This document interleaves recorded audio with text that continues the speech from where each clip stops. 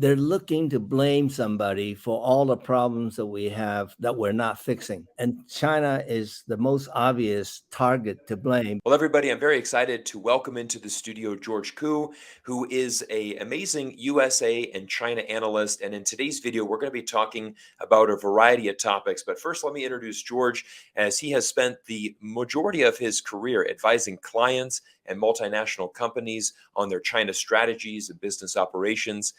George has been educated at MIT, and he is the founder and former managing director of the International Strategic Alliances and a frequent author of U.S. and China relations at Asian Times. George, thank you for joining us from your home in California. How are you today? Very well, and thank you, Cyrus, for inviting me. I've enjoyed your program, and I follow it very religiously. And thank you for what you're doing. I really appreciate it, George. Thank you for the support. And, I've really enjoyed the articles that you've written, for Asia Times. In today's video, we're going to go through that. We're going to bring up a Sure. couple of recent articles that you've published. And I think you really bring a very valuable voice to this because, you were born in China. You have immigrated to the United States. I know that you are a naturalized American citizen. Obviously, you're a Right. proud American. But you've also seen how this country has changed a lot. And I kind of want to lead off there. I want you to talk a Sure. little bit about, what it's like, your story, coming from China, obviously seeing this United States democracy and how that's evolved. Friends of mine and others that read my stuff, one of the criticism is that how come I don't say anything negative about what's going on in China? The way I feel, I'm an American citizen. I have a duty and a responsibility to criticize my government when I think my government is going the wrong way. In truth, whenever I write about China, it's because the mainstream media is so far off about what they're saying. I think one of the problems with Westerners and Western media is that they look at China in a frame of reference that they're accustomed to. And they don't always look at China from a Chinese frame of reference, which is very difficult to do. But you Right. really need to understand Chinese history, Chinese culture, and Chinese way of thinking to be able to accommodate the differences between the two different styles and two different approaches to doing things.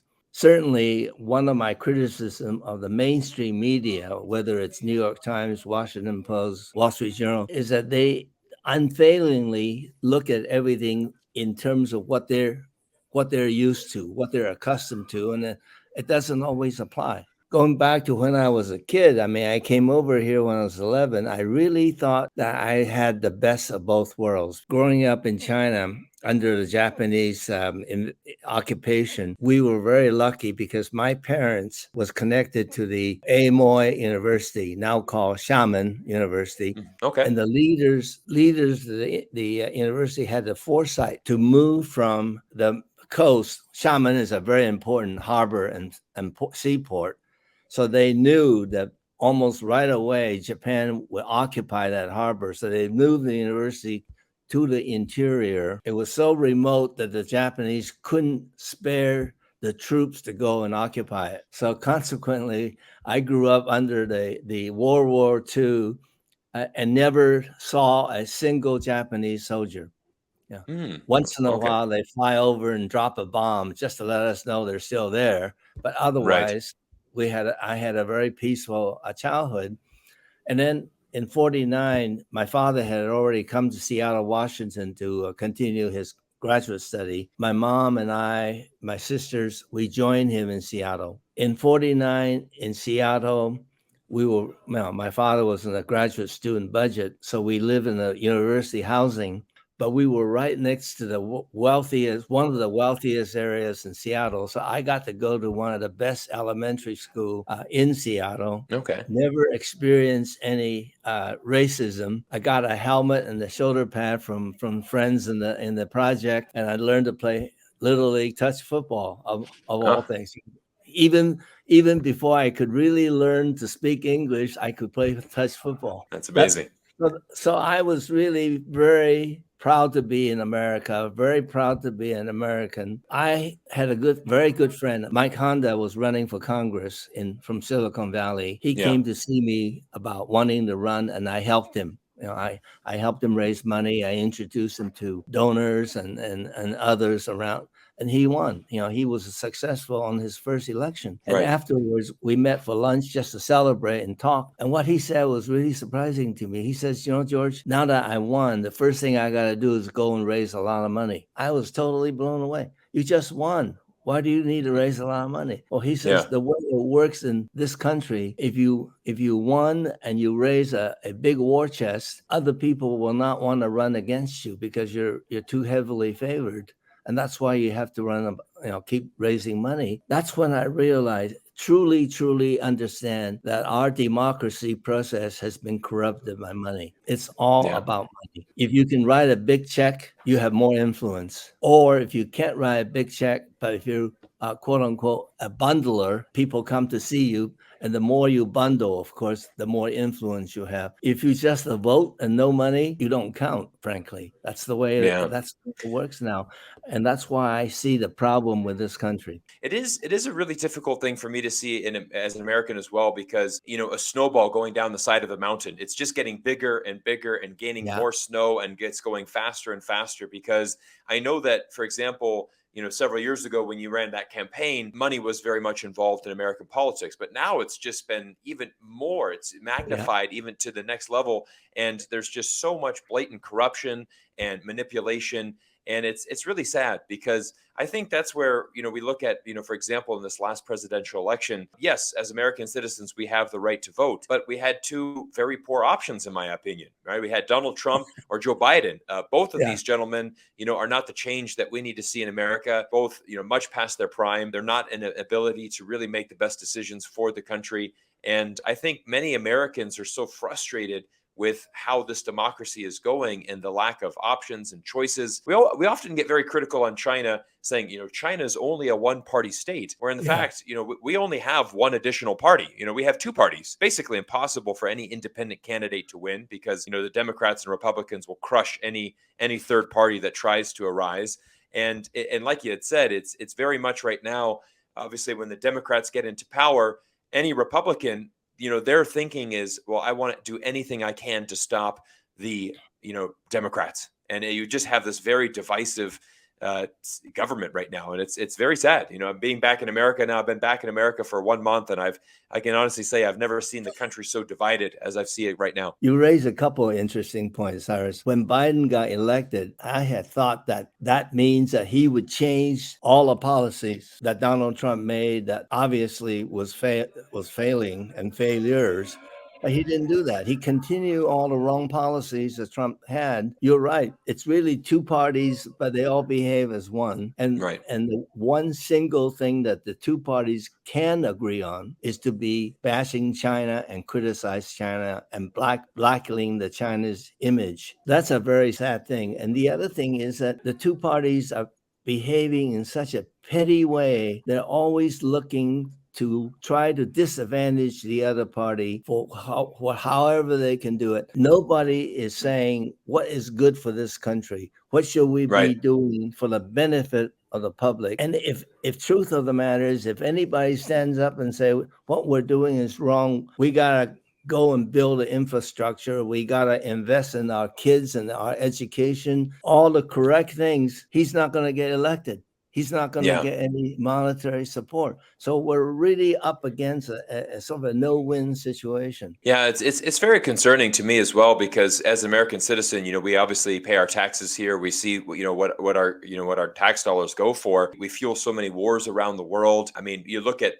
so many problems domestically, and that's something that I've been a very big advocate for as long as I've run this YouTube channel, is that I feel the U.S., we need to be a little bit more selfish. We need to, really start investing in our own country and our own infrastructure. We talk about infrastructure, and I mean, our infrastructure in this country just pales in comparison to what is going on in China and how their infrastructure is developed. And it's an Exactly. amazing thing where you do see China's government trying to pass policies that are in the best interest of its citizens. And I mean, you've seen that in its economic rise over the last 50 years.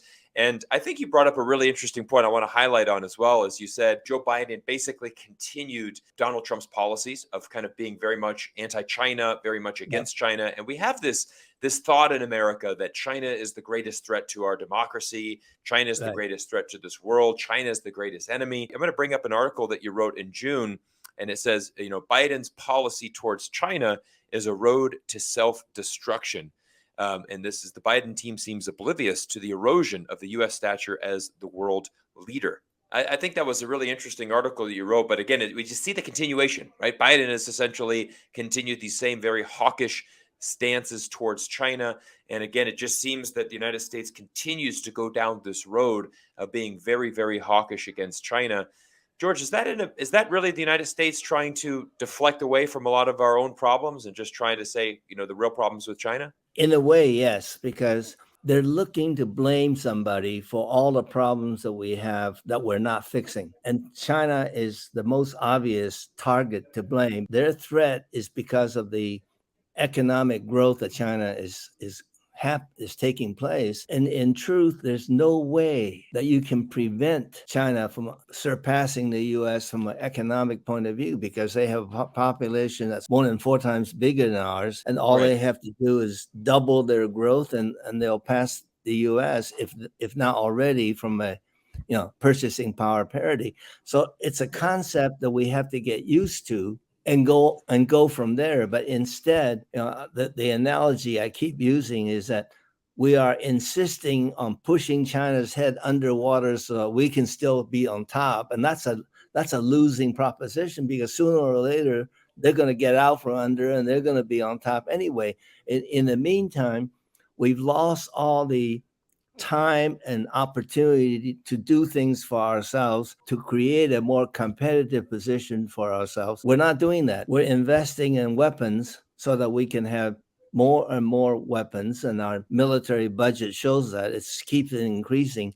Our message is promoting democracy all around the world. Right. Well, we're not promoting democracy. We're pushing what we think is democracy down the throat of everybody else, whether they want it or don't want it. And when they look at the way we practice democracy, not what we say you should do, but what we actually do, it's not a very good example. Since World War II, we've had a series of wars that we basically started, and we haven't won a single one, but we have 70 years of conflict. We never got paid for the peace dividend that we were so looking forward to when Soviet Union collapsed. That was the time we thought we were getting the peace dividend, and instead we reinvested to make ourselves stronger and tougher. And there's a very vocal school of thought in the U.S. that says this is the military-industrial complex that's fueling our reinvestment for weapons and more weapons. And of course, when you threaten China and Russia and all the other countries with superior weapons,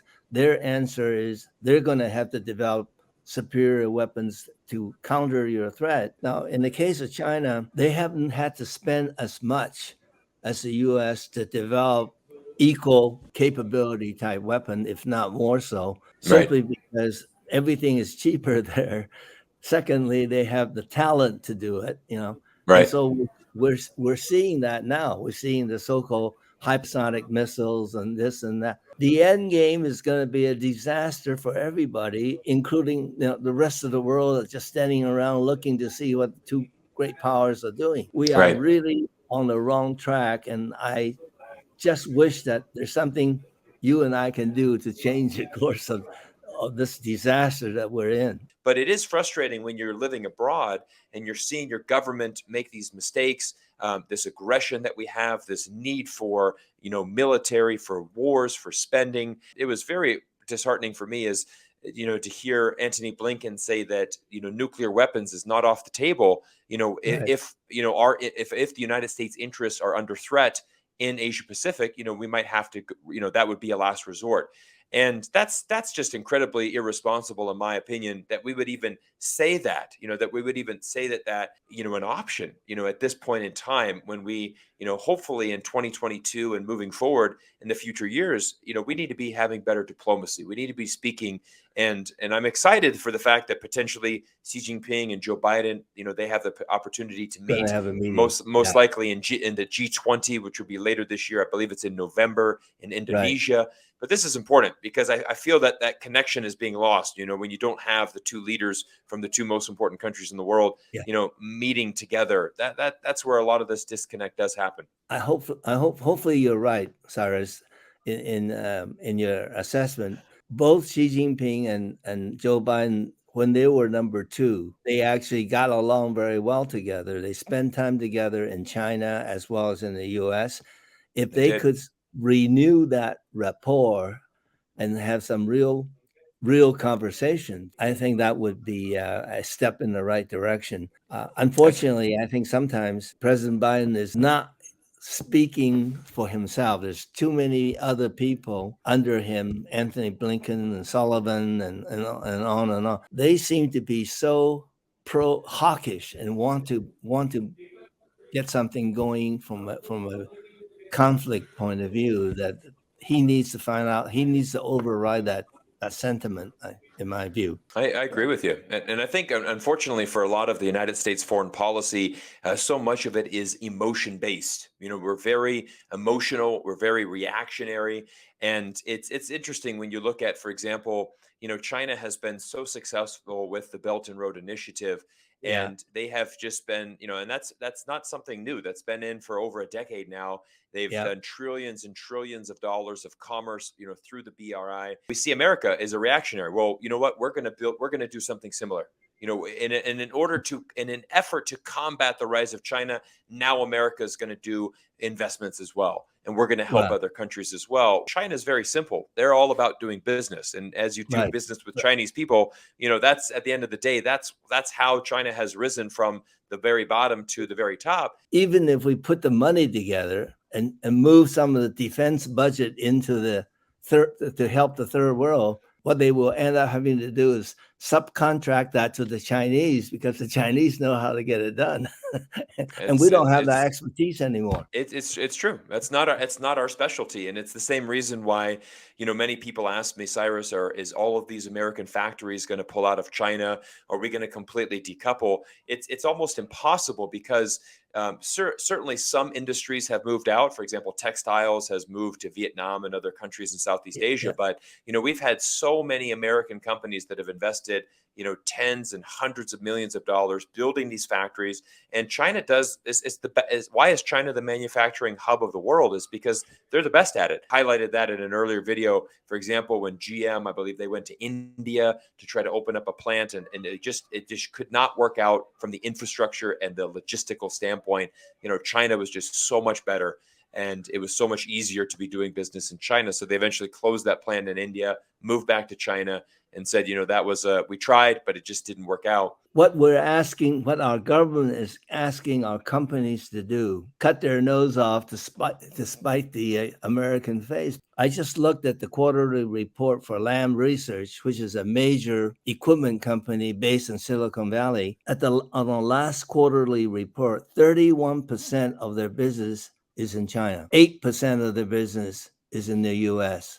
Ostensibly, we're asking this company to stop selling to China. Right. Well, if you cut yourself off to 31% of your business, you're really asking the company to shut down. Absolutely. That's a thing that doesn't make any sense, what we're asking them to do. I agree. And that's actually one of my very first videos on YouTube. I had actually brought up a chart of the Dow 30, these 30 biggest companies. And I Yeah. basically just highlighted how every single one of them has very deep China exposure, absolutely vital to their business. Again, when we're looking at Americans buying, if I want to buy a shares of Apple or Microsoft and hold these valuable American companies that have been great stocks to own for decades and have Yep. been great compounders of wealth, have made many millionaires just by simply holding those stocks.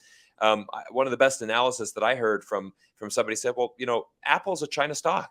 If you say, Yeah. I mean, they derive so much of their revenue and their ability to make money because of their relationship with China. Well, I want to bring up one of your recent articles. You talked about democracy, and this was an article that you wrote from, talking about Nancy Pelosi. This is just a couple weeks ago. What Yep. has the champion of democracy wrought? The city of San Francisco is a county as well, and it's her district. So Yeah. she has represented San Francisco for more than 30 years. During that period, it's hard to point to what she has done for the people of San Francisco. Now, you can't blame the homeless situation on her solely, but she hasn't done anything to improve. I mean, the city has risen to be the worst situation in all of America.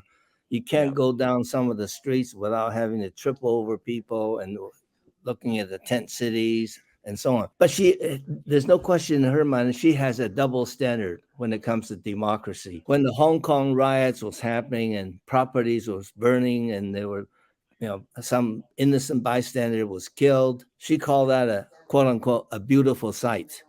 When the George Floyd protests got ugly and rioters started breaking up properties and so on, she condemned it. She didn't say it was a beautiful sight. She didn't think the protesters were on the right, but the effect is the same. It's just depending on where it was taking place.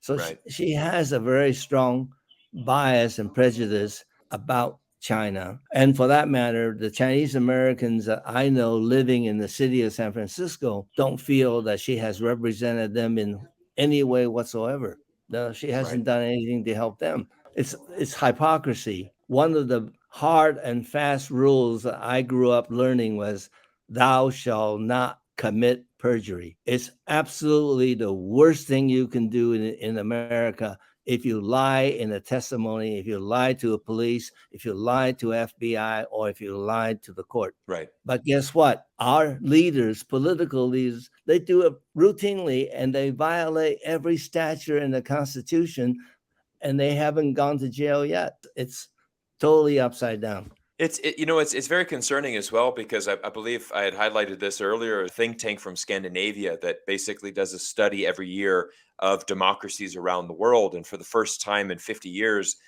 they had now officially put the United States democracy as a backsliding democracy. Basically, it's a democracy in decline.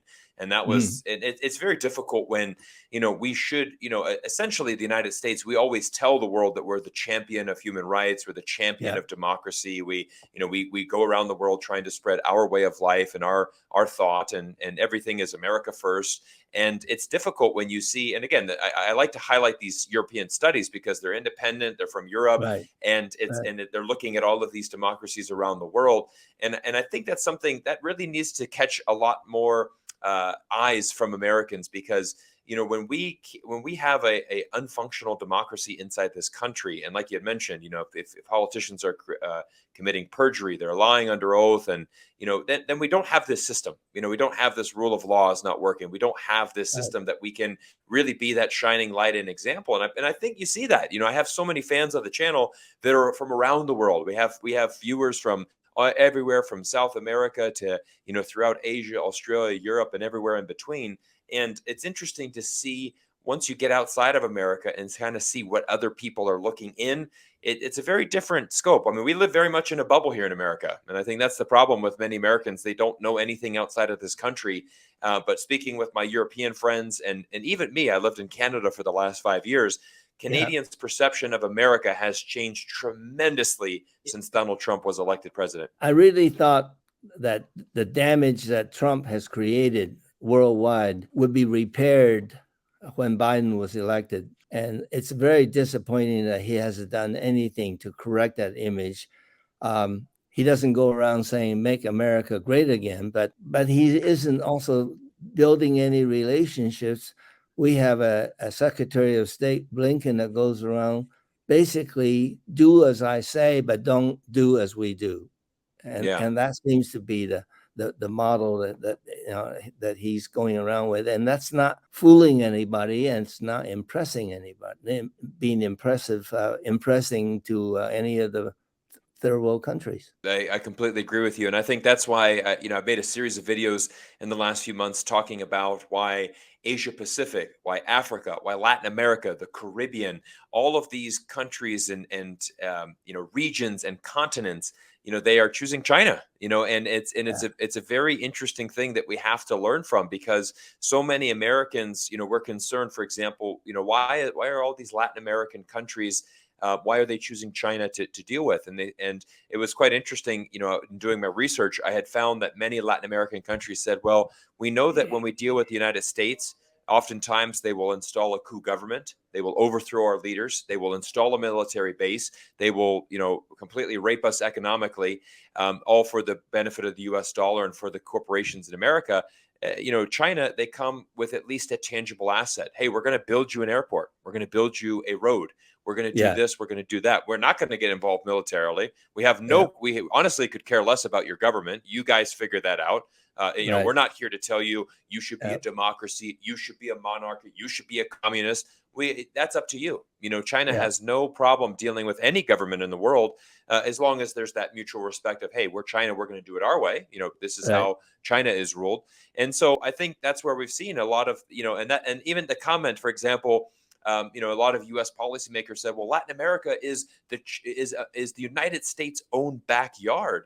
And Yeah. many Latin Americans said, hey, we're not anybody's backyard. We're Latin America. This is our own continent. We are an independent country. Yes, geographically, we're close to the United States. That does not mean that we're in your backyard, though. So even something as simple as that comment, I had many people, express their anger and frustration on just that lack of respect Yeah. from the American, and that's why we continuously make foreign diplomacy mistakes in our respect. And again, that very much is this American exceptionalism, the thinking that we Yeah. are the best in the world and better than everybody else.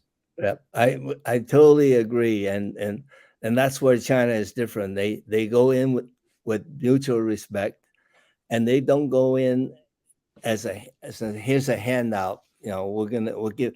It's not a handout. It's going to be a loan that we expect to be paid back, and we expect to be paid to help you. But we have the expertise, and we have the technology, and we have proven that we can do a railroad, we can do a building, we can do it quicker and more efficiently than anybody else. And that's what they like to call a win-win type of a solution. George, that's essentially what you and I are working on, right? We're trying to Yeah. build more win-win solutions, and we're trying to foster this better relationship between the United States and China.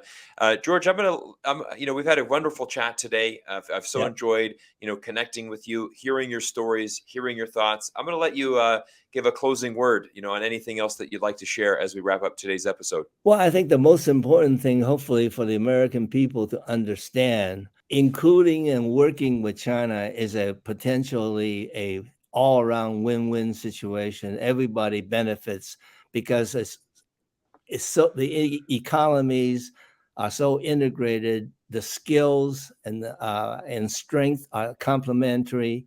But to turn it into a decoupled situation is a lose-lose situation. I don't think China will benefit from a decoupled situation, but I can certainly say that the U.S. is also going to lose on a decoupled situation. And I'll close with two great examples of how you can win. China had offered to replace the dilapidated subway cars in the big cities like Boston and Chicago and Philadelphia, and they did. And the win-win situation is they built an assembly plant. In the case of Boston, they built it in Springfield. And the deal was they would ship over the shell and some of the under carriage and frame, but they would source the necessary things that could be sourced in the U.S., and they will hire American labor so that the jobs created is maybe a couple of hundred jobs in supplying this. And the first car that was delivered to Boston was, I think, 80% cheap, 20% cheaper than competitive bids. We don't make subway cars anymore in the United States. Yeah. And it was quieter, safer, state of the art. It was rolled out with great fanfare. And the company that was doing it say, okay, we'd like to do it for New York and for Washington, and we'll set up a little office and study the situation. And we know New York especially needs their subway cars replaced. They're over 100 years old. Senator Schumer says, oh, no, we can't do that. They're going to spy on us by putting these hearing devices in the subway car. So that put a stop to that, Hey, Cyrus, do you think the Yankees are going to win this year? Cyrus says, no, I don't think so. And that all that intelligence goes to Beijing. Heavens forbid, right? Let me just add one comment on there. Whenever I hear the allegations that China's trying to spy on us, I find it so comical, because my answer to that is, how arrogant are you that you think that China's government is interested in your day-to-day conversations? Like, do you think China's government is honestly interested in exactly like George and I talking about Yankee baseball in the subway? I mean, it is just 100% fear-mongering and just trying to paint the Red Scare that we've just seen, and it's completely illogical. One of these days, we can spend another time and talk about the FBI bias against Chinese Americans in this country, and it's Yeah, very serious, and it goes back all the way to J. Edgar Hoover days. But we'll yeah. set that one aside for today.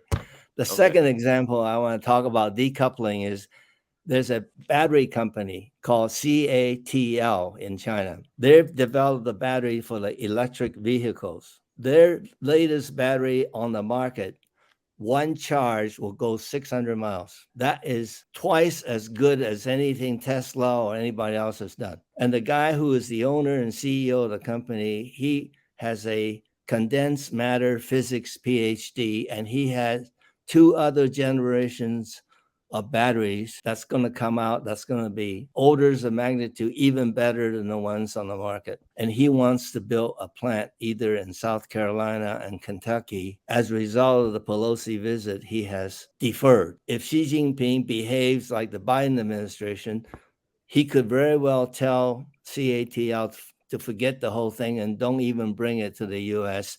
That plant was going to supply Ford and BMW, who are already customers. And China, by the way, in case the American public don't know, they are already the largest exporter of electric vehicles all around the world. They surpassed Germany, they surpassed Japan. Yeah. That's what it means to be integrated, to be part of a global economy. With George, that, these are fantastic insights. I mean, and that's where I mean, I think you and I both have this passion for helping people just truly understand yeah, how vital it is, because even many Americans, they don't understand how the economic supply chains work, how our global economy works, and just how connected. I mean, we need a good relationship with China to fuel the United States economy. It's as simple as that. absolutely, And absolutely. and I mean, we want China to have a strong economy as well. And like, I'm going to throw it back to what you said earlier, when Xi Jinping and Joe Biden, when they were in 2011, both of them were number two positions. They're both vice presidents, and Joe Biden was in a classroom with Xi Jinping, and Yeah, in Beijing, and simply said, we don't fear rising China, because the more wealth that's created in China, the more consumers that you have here, the more products we can sell to you guys. We absolutely. love this mutual relationship, right? Yep, Win-win for us yep, all. Let's get back to the economics. Let's do better trade. Let's help each other out. So I think it requires American citizens like ourselves that have had experience abroad and that truly want to see a better and more peaceful world.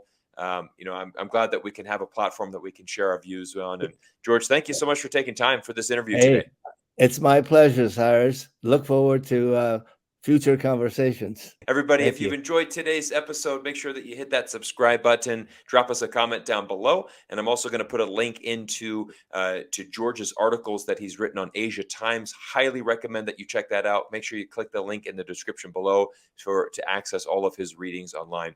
George, thank you so much. Hey, Everybody, thank I'm you, signing Cyrus. off, and we'll see you in next week's episode.